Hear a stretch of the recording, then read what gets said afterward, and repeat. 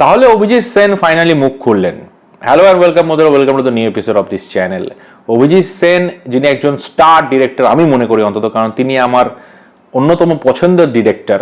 তার সিনেমা আমার খুবই ভালো লাগে, তার প্রত্যেকটা সিনেমা আমি হলে গিয়ে দেখি এবং তিনি আমার one of the favourite director. তিনি যে ভদ্রলোকের সাথে ইন্টারভিউ দিয়েছিলেন কিছুদিন আগে, বড় প্রোডাকশন হাউসের কর্ণধার, তিনি কিন্তু কে সুপারস্টার নয় এই নিয়ে একটা বিরূপ মন্তব্য করেছিলেন, সেটা অনেকেরই খারাপ লেগেছিল।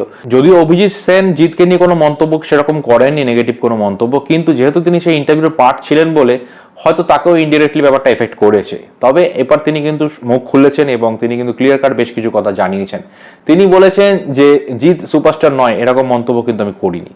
দ্বিতীয় কথা হচ্ছে যে জিতের সাথে কাজ করার বরাবরই ইচ্ছা রয়েছে এবং আপনারা সকলেই জানেন তিনি ডান্স বাংলা ডান্সের ডিরেক্টর এবং এই লাস্ট সিজনের আগের সিজনে কিন্তু জিতও ছিলেন জাজেস বেঞ্চে। সেই হিসাবে কিন্তু তিনি বহুদিন অভিজিৎ সেনের সঙ্গে কাজ করেছেন ডান্স বাংলা ডান্স জি বাংলা সেটে, এবং সেটাও তিনি মেনশন করেছেন যে ডান্স বাংলা ডান্সে তো বহুদিন আমরা কাজ করেছি একসাথে, মানে তিনি এবং জিৎ একসাথে কাজ করেছেন এবং জিতের সঙ্গে কাজ করার তার অবশ্যই ইচ্ছা আছে। জিতের সাথে কাজ করার মতো স্ক্রিপ্ট যদি থাকে তিনি কিন্তু অবশ্যই জিতের সাথে কাজ করবেন এবং এটা তিনি খোলাখুলিভাবেই জানিয়েছেন।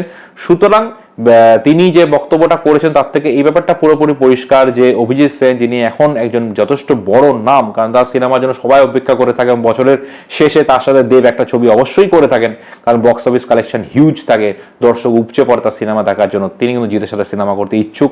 ঠিকঠাক স্ক্রিপ্ট করে নিশ্চয়ই কাজ হবে, আমারও বিশ্বাস কাজ হবে এবং কাজ হওয়াও উচিত। তো আপনাদের কি বক্তব্য ব্যাপারটা নিয়ে সেটা অবশ্যই জানাবেন এবং ভিডিওটি ভালো লাগলে চ্যানেলটি সাবস্ক্রাইব করে পাশে থাকবেন। দেখা হবে নেক্সট ভিডিওতে, বাই।